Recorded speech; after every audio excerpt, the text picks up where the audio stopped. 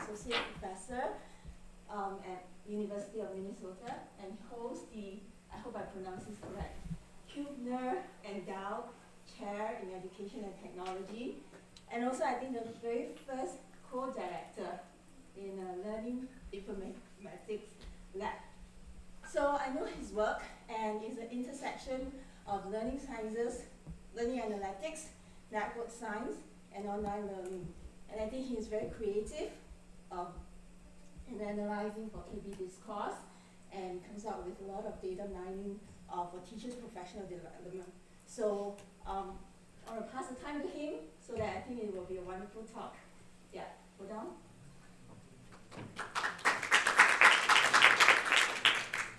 Thank you so much for your kind words, actually.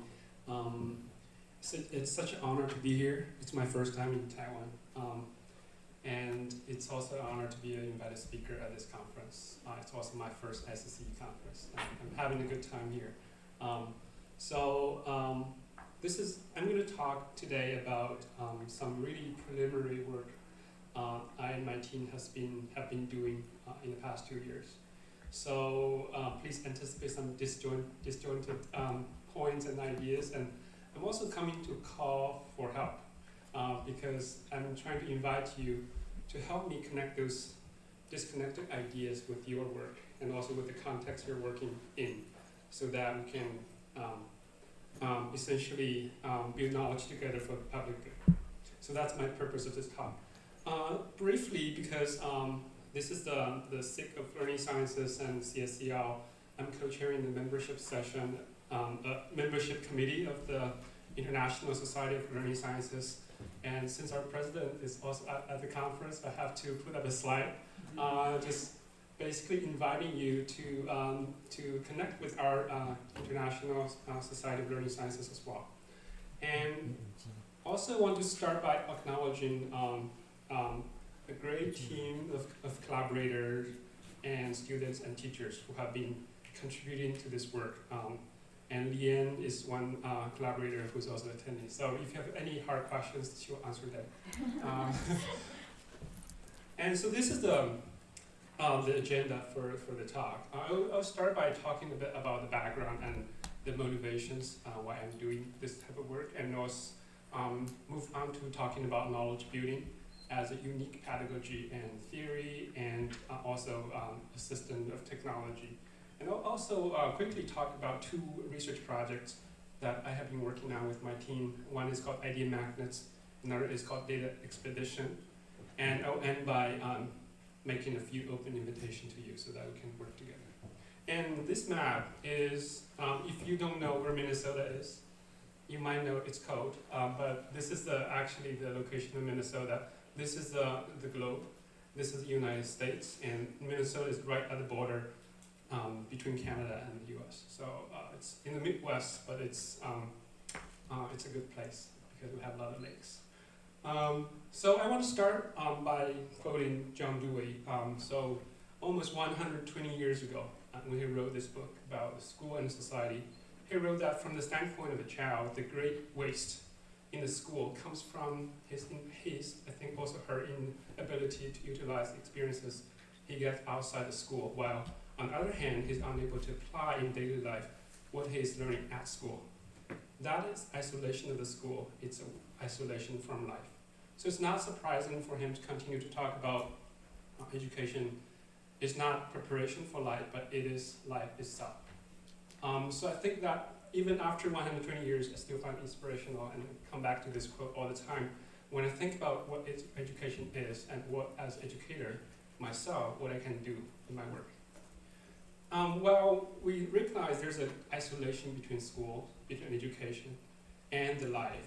We are facing, as a human society, facing all kinds of issues and challenges. And this is the image of the shrinking Arctic ice sheets over the years. And there's hard evidence provided by the scientific community. And there's a growing carbon dioxide emission, mapping out different countries and the patterns across the years as well.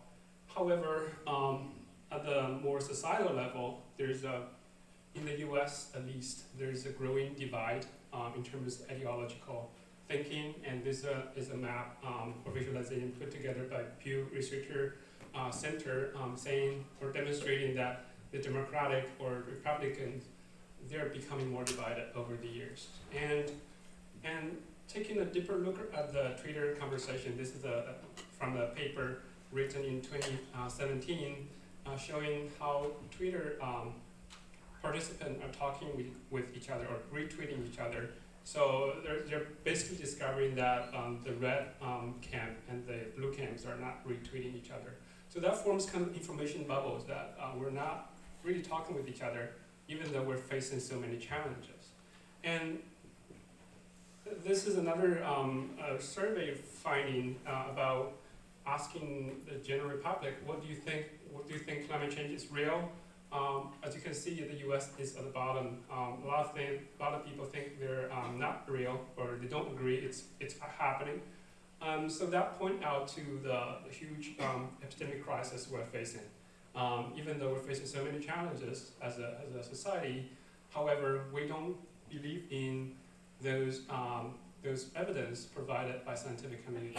So that's epistemic crisis. So nowadays, it doesn't matter that much whether we know or not. It matters more whether we choose to know or not. So we have evidence, but sometimes people tend to choose what they believe in instead of reasoning about the evidence that they're provided.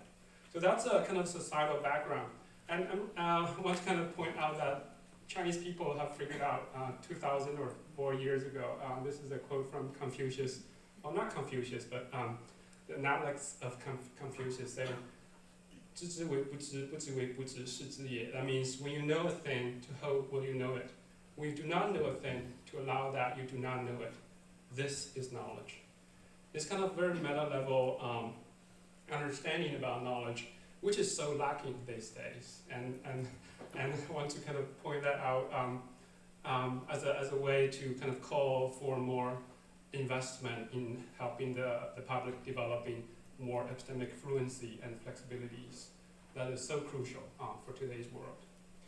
And in the same time, there's a whole body of work and argument that we're now in the knowledge society. I go back to the opening keynote as well. It's very inspiring to see that we're in the need of new knowledge to solve this problem I presented. And we need new innovation to drive new economic growth or to drive this innovative solution to those problems.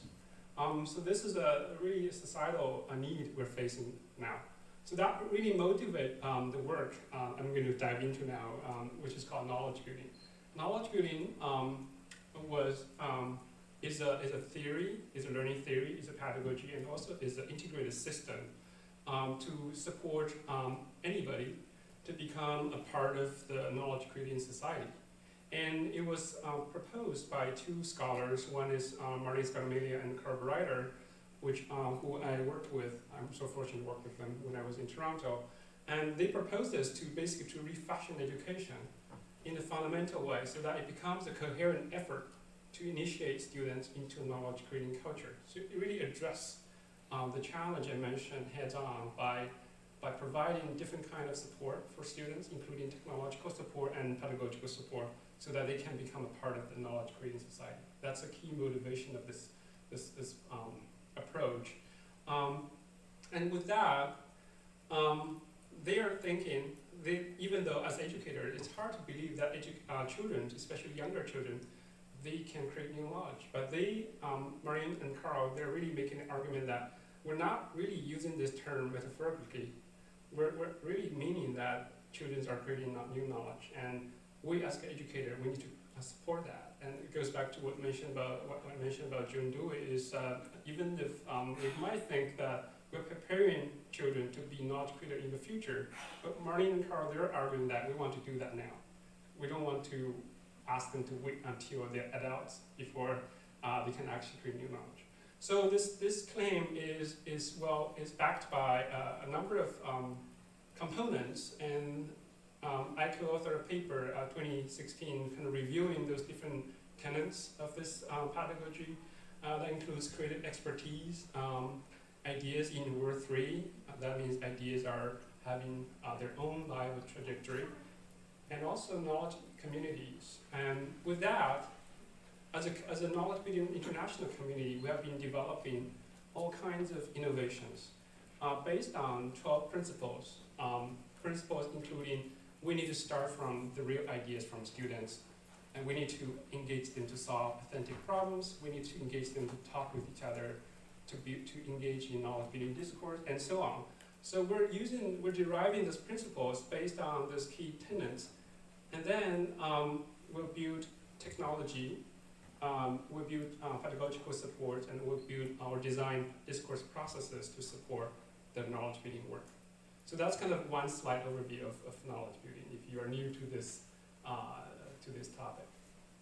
And I mentioned there's our technology built for knowledge building, and this is the key or the major technology called knowledge form that has been around. Actually, it was invented before I was born, so that's not a joke. It has been around for quite a while. So it's a web tool that a student can get on and then write about their idea. This is an older version, and this is a newer version we have been building.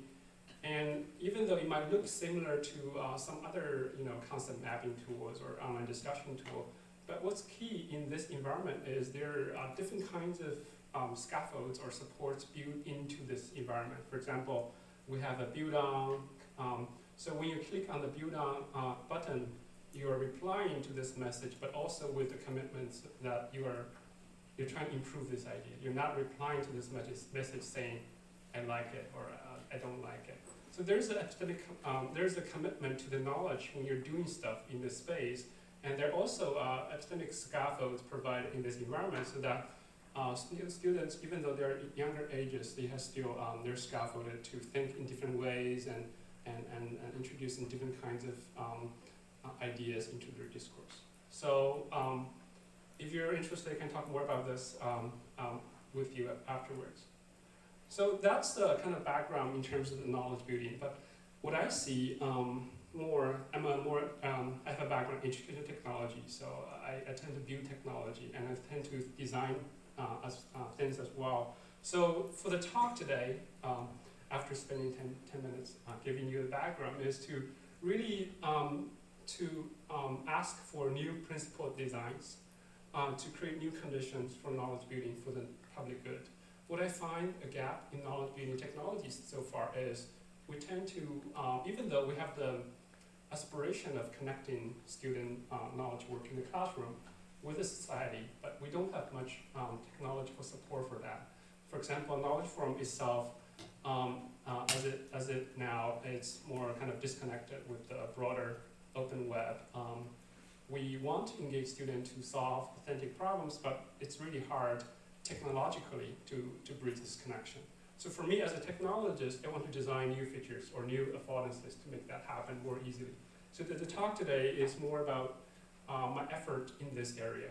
And I'll be talking about two projects, as I mentioned. The first project is called ID Magnet, and the second project is about a data expedition. So let's dive into the first project. So I tend to speak faster when I'm excited. So the first project is called ID Magnet. It's an NSF-funded project. Has been running for 2.5 years, and this is a team who's behind this work, really. And the goal is to bridge knowledge with the knowledge building with the public discourse, and it's in the context of high school science. And I work with a few teachers from one school in Minneapolis, and the participants of this study were 5 9th grade classes involving around 100 students. And the school is very culturally, linguistically, and socioeconomically diverse.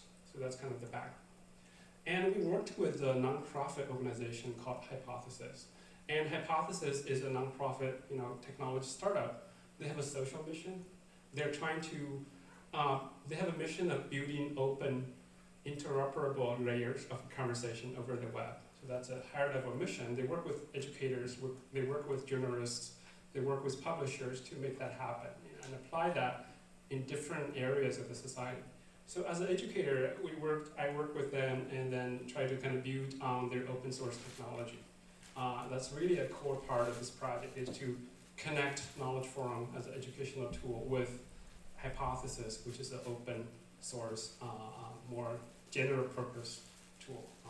So what they are trying to demonstrate here, this is a web content. They're trying to engage any user to annotate the web content by creating annotations. They call it web annotation. And also you can reply to other people's annotations so that you have a conversation on top of any web page. This idea is not new, but they're behind a whole group of standard makers who are making standards around web annotation. So it's becoming more prominent as they invest in this area as well. So with that, this is one example of what they're doing. They're having a website called Climate Feedback, which involves scientists to review a news article and then provide a rating. After careful annotation, provide a rating about any news article and see whether it's credible or not. So they're doing such work in different areas. So for this project, we started by eating a lot of donuts with teachers. We've spent 1 year doing design workshops with teachers, and we bring donuts. So this is a classroom we go to almost every 2 weeks, and then we talk about different design ideas.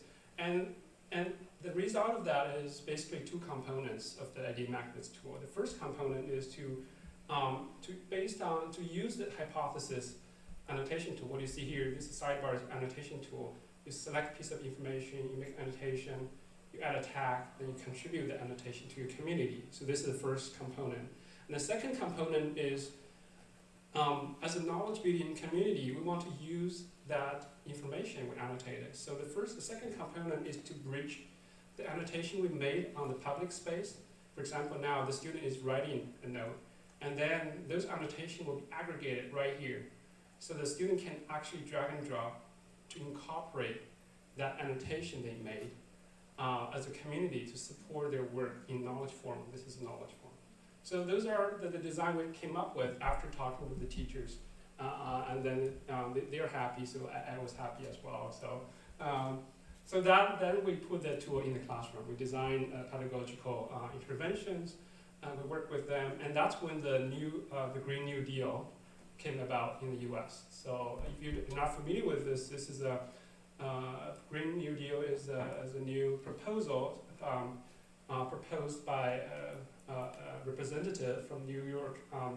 Her name is Alexandria Ocasio-Cortez. That has attracted a lot of attention and debates in the U.S. So at that time, this came about. So and the project the students were doing was about energy.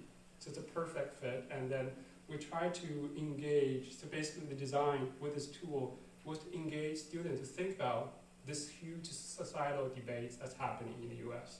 and think about which kind of questions and problems they want to solve in their science classroom, because they're also doing science learning in the area of energy sources, and so on. So it's a perfect connection that the teacher really came up with. So within this context, we designed a pedagogical intervention which had three different major components. The first one was to ask the student to generate problems around the Green New Deal. And the second is to have problem-centered engagement with the public discourse. And the third one is to conduct evidentiary reasoning with public sources. And those are major components kind of extracted from this giant diagram that we co-designed with the teacher after many, many conversations. So it's kind of a very collaborative and participatory process to make it work for the classroom, and in the same time meaningful for the students as well. So with that, as a researcher, we have some really quick and simple questions, because this project is still in its early phase. The question we asked is, in what ways did the use of web annotation facilitate student sense-making of public discourse? And also, in what ways did the use of idea magnets encourage students to connect public discourse with their classroom discourse? And for this talk, I will really quickly go through those findings without really trying to talk about many details. But we did analyze some data sources, including the knowledge from logs, hypothesis logs, and some artifact-based group interviews. And we derived some descriptive statistics so that we can kind of describe students based on how active they are in different spaces. Then we use that information to group students into small groups for the interviews. And then we analyze their interview transcripts and their discourse content. So in this talk, I'm going to really quickly go through some major findings of this analysis. So first of all, this is the view of their library, their community library of annotation that is hosted on Hypothesis. And as you see, in this specific class, they've made around 250 annotations, and there are many different, each line here is a source, is a web page, basically. They were provided some resources. In the same time, they ventured to find some sources on their own as well. And also, those are tags they use. They came up with a very sophisticated system of tagging, such as you see key T, I think that's knowledge type. SC is, I even forgot. So they have two different categories. SC is probably science content. That's science content. One is more about content. Another one is about the meta level, knowledge type, meta level of this information. So that's the annotation they have conducted on the public discourse. And with that, this is one more zoom in to one page. This is one page of their annotation. There's some annotation made by a few students on the sidebar about greenhouse effect. So with that, the students were talking about those different ideas in knowledge from as well. This is one view when they're talking about the goal of 100% renewable energy. It started by what kind of renewable energy are we at right now? And so some student kind of incorporated annotation into the response, saying this is the percentage, 60% renewable energy in which year, 2009. And some other student, because they're looking at different sources, this is 2015 is 10%. So they're trying to make sense of the changes of the percentages of renewable energy in the US, even though they're drawing from different sources and they're drawing from different web pages. And they're kind of incorporating a diverse set of information to answer their question. And this is another example, it's another view, a knowledge building thread. It's about causes of climate change. One student asked the question about what is greenhouse gas, why it's called greenhouse gas, and what does it have to do with climate change. And some other student replied saying it's like an analogy of what happens in the greenhouse. All the CO2 gets trapped at the top. It's actually a misconception there, but they kind of try to reason and try to build their knowledge together. And later on, there's some other student contributed annotations, such as this one. They dragged an annotation into the space, saying the gas in the atmosphere act as greenhouse for solar radiation, trapping it and heating the earth. And this is another one. So they keep kind of going on and then really trying to bridge what they were talking about on the web with what they were trying to solve in the classroom. And over time, I think, for example, this one, they start to move from talking about what is greenhouse towards different gases stay in the atmosphere for different amounts of time, but mix so that they stay for average amount of time usually. So they talked more deeply about how different gases survive or exist in the atmosphere and really open up for more questions and problems for them to solve. And we also interviewed, let me see how much time we have. We also interviewed some students about their perception about this process, because this process is new and they didn't have this exposure before. We want to ask, what do you think about it? What's the value of doing this? And there are two key aspects. The first aspect is more about individual. So annotating, what does it mean for them? So one student said, using hypothesis has helped me think about articles more. And also but when we have to make annotation and really think about this stuff, we're highlighting and making annotation about, it's a lot easier to remember information because they have really processed the information well when they're annotating individually. And also at the group level, when we asked them about the process of using idea magnets, they're saying, with idea magnets, if you're making annotation, it's helpful to look at what other people have found and also opposing ideas too, so that you can look at what they're doing and then put that in, and it would make a better answer for you. And another student said, if I want to contribute to someone else's thing, if it's connected to mine, I could use my own annotation, but also other people's annotation, so I didn't personally study. So it really opened up, I think, the diversity of ideas, and also the willingness to incorporate opposing ideas, which is so hard for adults, right? But for students, they're when get exposed to different information and thinking about them individually, open up possibility for them to deal with opposing ideas in this space. And another class, two students said, well, a lot of people were using anti-magnets, so I was studying copper, so I was able to just go in there and find stuff that was relevant. And another student said, it makes it easier to find stuff. It's good to switch out what tags they're searching for. So if you're trying to find a specific source, then if you can click on copper, human source, and whatever. So that demonstrates a really sophisticated way for them that's connected to information literacy. They're trying to use different index, in a different way of indexing their information, and then a sophisticated way to search for information using tags, using search functions, and then incorporate into their discourse. So even though the project itself was not about improving information literacy, but by really bridging their classroom discourse with the public discourse through this technology, we see some interesting perspectives shared by the student in this area as well. So to summarize for this project, what we observed from the first pilot is really preliminary again, is there's a culture in this classroom about collaborative annotation. It's annotating for individuals, but also for the community. And there's also sophisticated attempt to index and use their community knowledge base.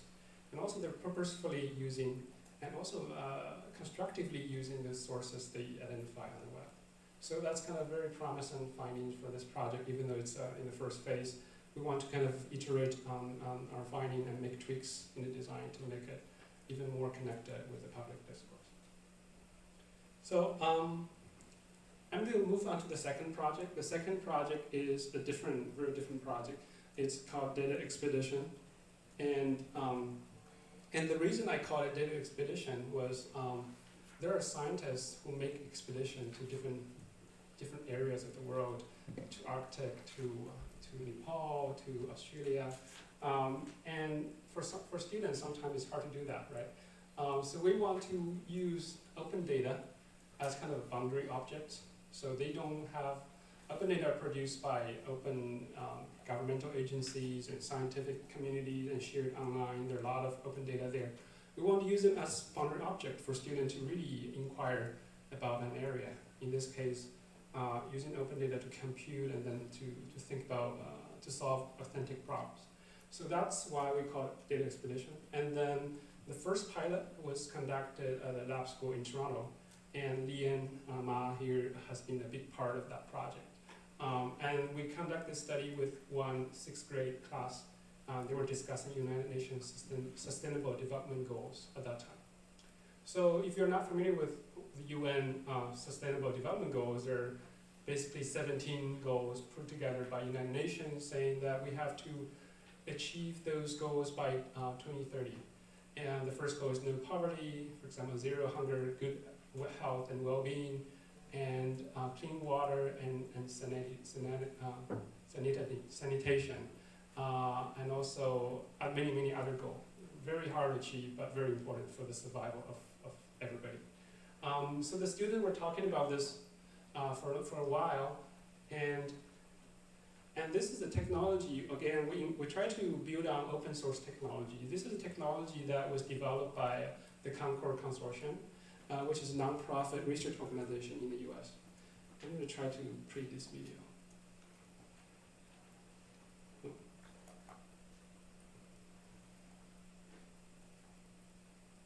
For some reason it's not, okay, it's going to respond.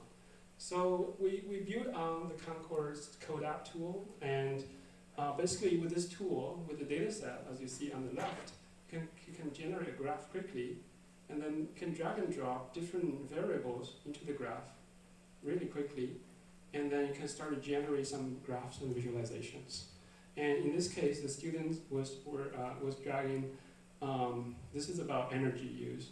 They're dragging information about how the source of electricity produced by the US based on different sources, and they're kind of able to produce a pretty sophisticated visualization based on the data provided by them.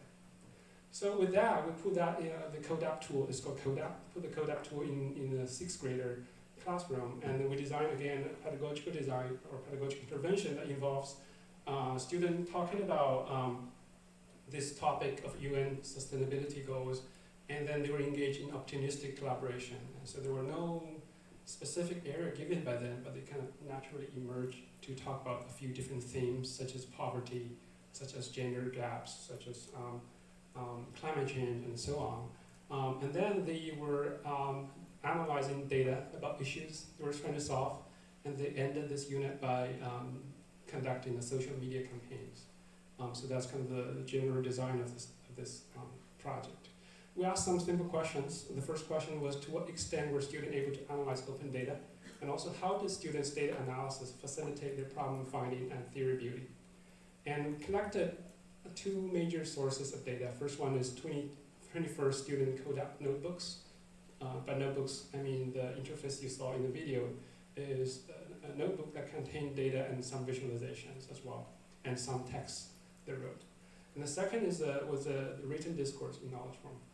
And we coded the graphs using some frameworks from the literature, such as the structural complexity of their visualization and the graph comprehension they were doing when they're trying to write some text to explain what they saw in the graphs. And finally, we also analyzed their content written in their discussion in knowledge form, focusing on their question and theory dynamics, because the process of doing data analysis is really a cycle. You start from the question, you come up with some theories, and you discover a new question you want to solve with the data. So we're trying to focus on this dynamics that took place in their knowledge form discussion. So that's an overview of the techniques. So this is a visualization of the different levels of graph comprehension. And the first level is reading the data. The second is reading between the data, and the third level is reading beyond the data. It was kind of surprising and also promising that the students, they were able to do higher level graph comprehension. But reading the data, that means you just read, for example, in this graph, the first column has 11. That's reading the data. And then when we talk about reading beyond the data, is actually based on the information that's provided by the graph, they're able to connect with other sources, other pieces of information and knowledge they have to make inferences, to make evaluation, and then extend from the graph to talk about other things. So it was interesting for the sixth graders who were doing many sophisticated reasoning based on the graphs they produced. And those are some concrete examples from the notebooks. Those are both from the gender gap group. We're talking about women's rights in different countries. In this case, the student was trying to map the female life expectancy and the male wage and salary workers on the y-axis. And the student wrote, when I chose male wage and salary workers and female life expectancy, was like 90% sure it would not work, because there were about two totally different things, but as you can see, it worked, and it was like, what? So I have to say, I'm so confused. So it's interesting, like students were playing with the tool, manipulating visualization, and then really you get surprised and confused, and that's really important for learners. Getting confused is not a worse thing, but it's actually a good thing to motivate them to go further. And for this graph, it's structurally complex, but the reading interpretation is level 1, because it's reading the data instead of thinking more about other things. And this graph is structurally simple, but the text the student wrote was more sophisticated. For example, they're trying to map male life expectancy and male wage salary workers percentage. So I'll read really quickly. my thoughts is I noticed that the men didn't live very long, typically have a long percentage in working. I also noticed that places in South Africa and around the area, the men mostly live very short but work a ton. Maybe this is because even though the men are working, first of all, they might not get paid a lot, and so on. So this student were really trying to extend from what they are saying in this graph to really connect with the complexity in that area. So that's a very powerful message came up by the student. So to go beyond this, I think it's even more interesting to see how students were incorporating those computational artifacts they produced by themselves into their discussion. So what you see, this is a view from their discussion, and they were able to kind of use some of the graphs they produced and put them in their discussion forum, and then add notes to explain them so that they become more nuanced and grounded. Their idea become more supported by their analysis. So I will really try to focus on this group. This group was about climate change and talk a little bit about what they did. So this started by there are a lot of interesting notes written by this group. It started by saying, I think we should focus on climate change because if we do nothing, nothing will matter because the work will be gone. Climate change is super boring to learn. Some people don't learn about it and some people don't know the consequences. So they kind of know that adults don't care. So they want to care. And some other student chimed in and said, I agree with you, climate change is one of the biggest problems because it's affecting animal habitats, and some people are doing absolutely nothing about it. If we do not do anything about climate change, no other problem will matter. War won't, discrimination won't, sexism won't, poverty won't. Nothing will matter if we're all dead. So it's kind of a motivating discussion in the beginning, and they keep going on, such as this one. It's super important. It affects the planet and so on. But everybody should help out and stop climate change. So they have a lot of discussion explaining their opinions, right? Opinion about climate change they could get from other places like their parents or what they saw on the news. And at a point, there was a note that saying, I need data. Because after a while, they kind of maybe get bored by when they're talking and say, I need data. I need data on countries pollute more or less and how they pollute. I need the data to find out how to be able to stop climate change. So they're saying that data is a way for them to seek a solution and to really go further than the emotions and their perspective they were trying to explain. So they did some analysis using a data set Lien came up with, I think. So this is one example of what they produced. They used CODA and they used the data to generate this visualization, which is about population and the carbon dioxide emission in different areas of this world.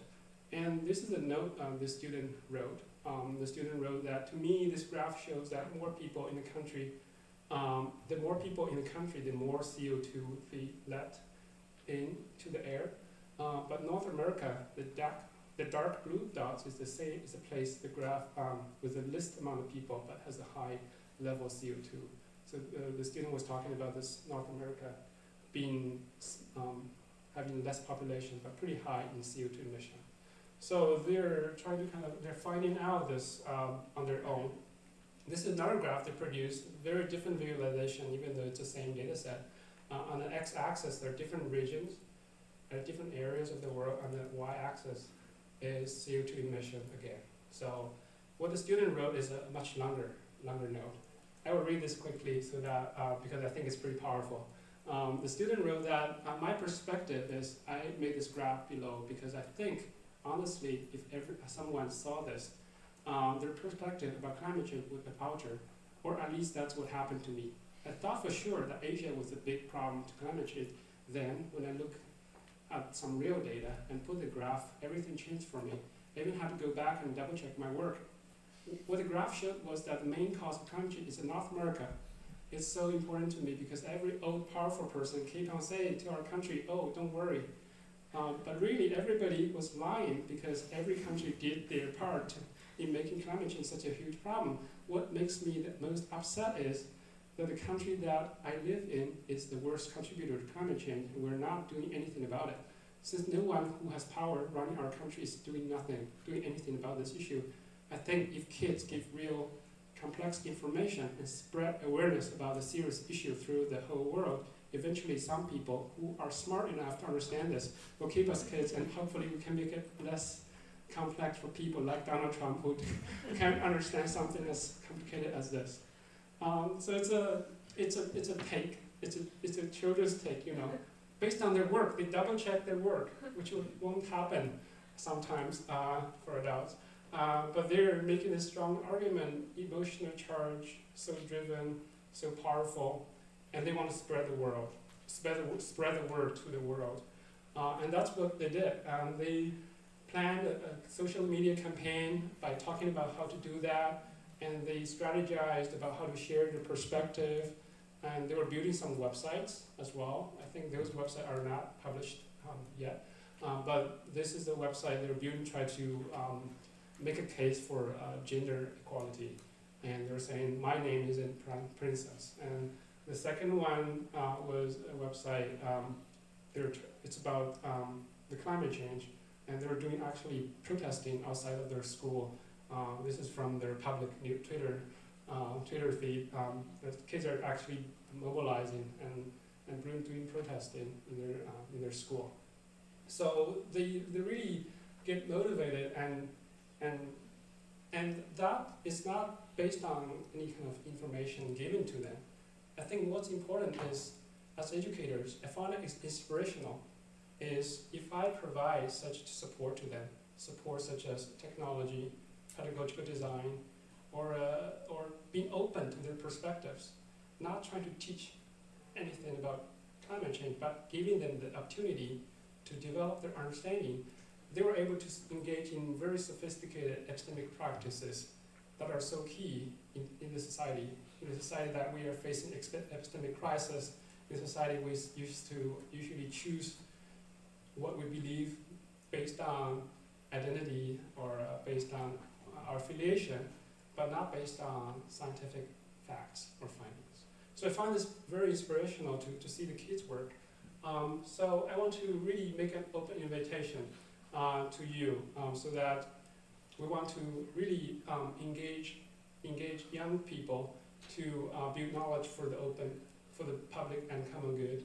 And we as a team in Minnesota, we're trying to put together a team that involves, for example, expert in reading comprehension, expert in neuroscience, and experts in data science, data mining, to build a sophisticated environment to engage students to reason about the information in the disinformation world. And this is another project that kind of grew out of the data expedition project. We're developing an environment that we want to make this open, make it become an opportunity for students to participate in open data computation, and then form community to express their ideas grounded on data. And also, I want to make the invitation for you as educator, as researcher, to champion student voice. Because student voice matters a lot, and we can learn a lot from them, which I hope I demonstrated that to you today.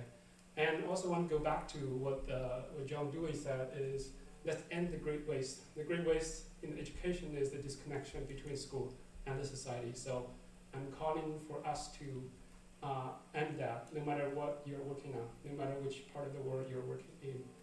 And with that, I want to thank you for your attention, and I'm open to any suggestions and questions and ideas. Thank you.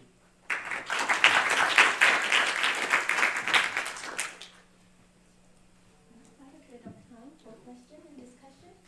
Anyone? Comment?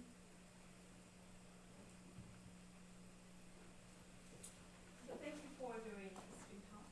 And I think it's a very good idea to link learning into public discourse. One thing that occurs to me is, you might have mentioned this, but like when I see discourse around those public issues, they can get very divisive and very emotional, and I wonder, like, how have you handled those aspects? So, and also, like in the climate change, it's not the data or the reasoning, it's more there are other motives that make people to deny those evidence. even though you show those evidence, some people will just reject the evidence, saying that it's not coming from the right sources, or question the motives of those who provided the evidence. So when they're exposed to public discourse, students are exposed to all this science-like aspects of the public discourse, and have you tried to kind of protect them in a way, or provide guidance how to react or interpret those, or like, those are my questions. Yeah. Thanks for the wonderful question. That's a great question. First of all, I think kids are better at than adults. That's what we kind of find is they're more open to different ideas. They're naturally curious. So the part of the lab school in Toronto, they wrote a book about natural curiosity, is kids are willing to engage with so many different ideas and being open to different possibility, even though you saw some written notes more emotionally charged. And I want to also mention that the teacher played an instrumental role. For the Minnesota school, the teacher was doing artful work facilitating discussions. So when the students find something that's contradictory or that's emotionally charged or divisive, the teacher is playing a role that engages them to think deeply and then to incorporate opposing ideas. And so the teacher has been a big part of that, is to support students to do that, which connects to your second part of the question, is how that's exactly, I think, the project was trying to achieve, is to help students to see the complex informational landscape, right? There are different machineries and social structures built that will shape what information they get and what responses they will have to different information. So that's the goal of this project, is to engage them to think about information sources in the same time in being exposed to the side effects and think about it. I think that's if that happens, that's a success. I think that's part of the goal of this project. Leanne, do you have anything to add about from the Toronto side for the teachers? I'll add on for the students, because I was working with the grade 6s. So the climate change one was pretty surprising, because they found out that North America has the greatest emissions. And the other examples I can think of were for sexism and like men versus women. And so like one example was that like they thought that if there were more women in the parliamentary system, that the women would be paid equal or less, or equal or more like than the males, like that there'd be a pay parity, but that was not the case. And so there were, like, when they were playing with the data, there were a lot of surprising findings. And as well, when in another group, when they were studying governments, they actually found that there's a lot of issues with democracy. And then one of the kids was studying monarchies, and his theory was that if the family was actually genuinely good, citizens would do better in a monarchy government compared to democracy, which is what most people, like Canada's democracy as well. And this was also during the time of the elections, and we have our own mini Trump in Ontario right now. But it was just really interesting how the kids were, they were so open-minded, and then they would just go deeper with the ideas and kind of bring out these theories that even adults wouldn't think of. And so I think giving them the tools and supporting their idea development, their epistemic agency, and having them engage in design mode is really critical for them to have all these beautiful perspectives that even adults can't think of. Hi. Do you want to go first? Or? No. I was Okay. the microphone. I also don't. Thank you very much for your talk. It raised an enormous number of questions in my mind. Whereas nothing is metaphorical about climate change. However, there are a lot of arguments that we think metaphorically. We put together our ideas in our heads metaphorically. You could argue, for example, that the double helix in DNA is a metaphor. Right? Now, have you any insights from your work about the kind of metaphors that people have, individual people have, and groups of people have around climate change?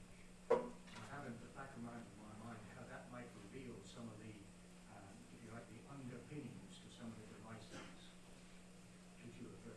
That's one question. I have another one as well. Yeah. Can you talk a bit more about what do you mean by metaphor? You mean the metaphor the students came up with? People have their perceptions of the world, and from those perceptions. And of course, we engage our imagination in that. And all that would be, both collectively, you have a shared opinion, but a very individual opinion. In that sense, it's a metaphor, it's a mental model. And whether you have insights into that from some of the work you've done. Because it would answer some of the questions for me about devices as to how to get to the issue and to narrow those gaps so that we can actually do something about climate change. Yeah, that's a very interesting take on the work. I think that's, we haven't thought about that. So far we're focused on the technology design and all the discourse level, what they wrote. But I think it's very important to get to the cognitive level or cognitive aspect of their learning, their mental models, but we haven't got that deep yet. And that's a wonderful direction we want to. Because the mental models often determine, excuse me, the mental models determine how we act, whether it's hidden or explicit. You know? Yeah. That's a more technical question. In the data stuff, where you have learning on the line, below the line, between the lines, that's a classic literacy technique with kids. Did you give them that agenda, or did you deduce that from your analysis? This one? No, you were talking about on the line, below the line. Three levels. You had three levels. The three levels. You had three levels. You talked about reading on the line, between the lines, and beyond the line. That's a classic primary school technique, to be honest, which is terrific. I'm asking you, did that come out of your data and your analyses of that data, or did you give them and your participants that agenda to start off with? This came from the data. came from the data. Yeah. We didn't ask them to Thank you. target those levels. Thanks. Oh, we have a question back there. Yeah, I mean, I wanted to address the aspect of technology design because you said that's of high interest to you, and it's also of high interest to me. I mean, you have shown us how you combine information sources, which is an interesting point. But I mean, I have seen the very first examples of these web annotation systems, shift space, and so on. Very interesting. They didn't really get so much off the ground. I mean, they are not that much used, but they are interesting.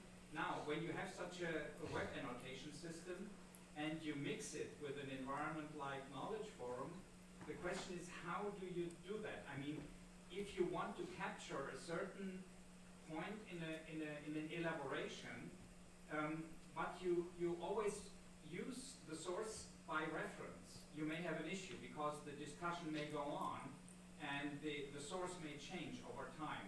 So do you freeze the inputs and incorporate them like copies, or do you just keep the references? If you keep the references, you may, as I said, you may have issues. If you freeze them, then the question is on what level, how much flexibility do you have? The same in a way could be asked for the graphs, but I do it for the idea magnets. Yeah, that's a wonderful question. I can tell you built a lot of technology as well based on the question. So for that example, the way we implemented it is to make a copy of the annotation and drag into Knowledge Forum. And what I liked about open source technology, especially Hypothesis, is they're doing open data as well. So every annotation has its own unique identifier that we can go back. The students, I didn't show that, is they can actually click on whatever annotation incorporated in their discussion and then go back to the original context where the annotation was made. So that kind of maintained the context of that original idea while in the same time they were able to incorporate this type of information. You make systematic use of that, so you have the copy, that's for the historical account, and then you can go to the reference and see how it evolved. Did you make systematic use of that, or? So what do you mean by that? You mean the annotation could change? If Right? in the web annotation system, the discussion will go on. Mm-hmm. Yeah? But at some point, you take a snapshot and you incorporate, say, Knowledge Forum. Mm-hmm. Yeah? It makes sense to use a copy there. Yeah. But still, in the source, in the web annotation source, it may progress. Yeah? Mm-hmm. And you could make systematic use of that. This is what I understood. Right. So the annotation students may usually do not change. The annotation. No, but the web annotation, there can be more web annotations over time. Right. So they they didn't go back to that to check the changes. So you just took Right. that off. Yeah, Okay. you'll be, maybe for the future design, could be more synced, right? When you incorporate the whole thread of conversation to make them more connected. Right now, it's more incorporating the specific object from the web page and then incorporate to the discussion. Yeah. We can talk more about the design to make it better. I had a more practical question is, how do you select the data sources for the data expedition project that are useful for sixth graders to understand? Because if I go to our statistics department, sometimes quite difficult for me, so let alone for sixth graders to understand what's really there. So how is that going? How do you do this? I'll talk more, maybe Ian will add. So for any data source we select, so first of all, there's a data science education community that's growing. I think they're making an argument that we should not talk too much algebra.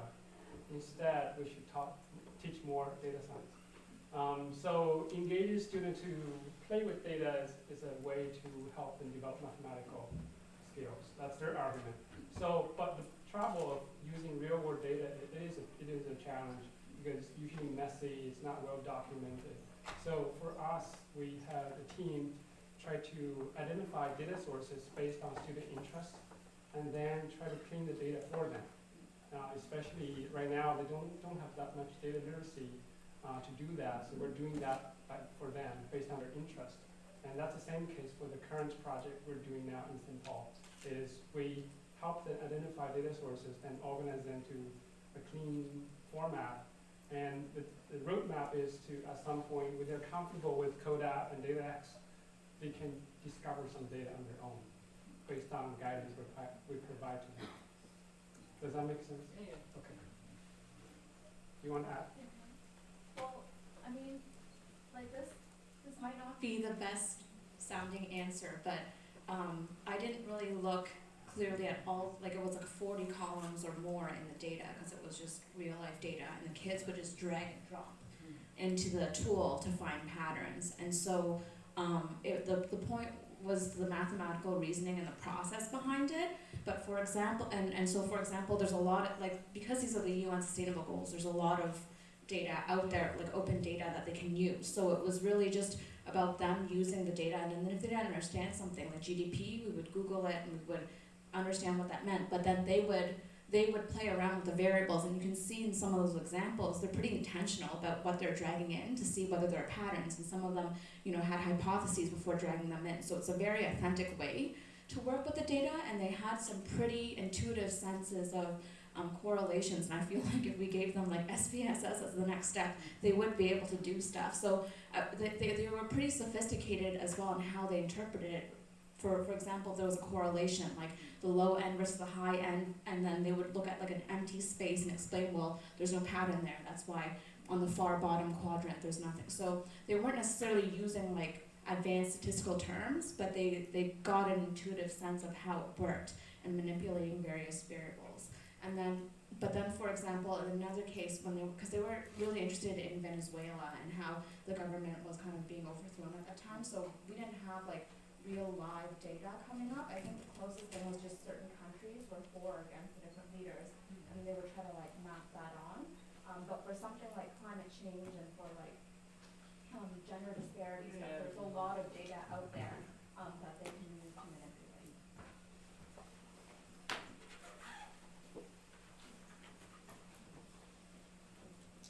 We have one more question.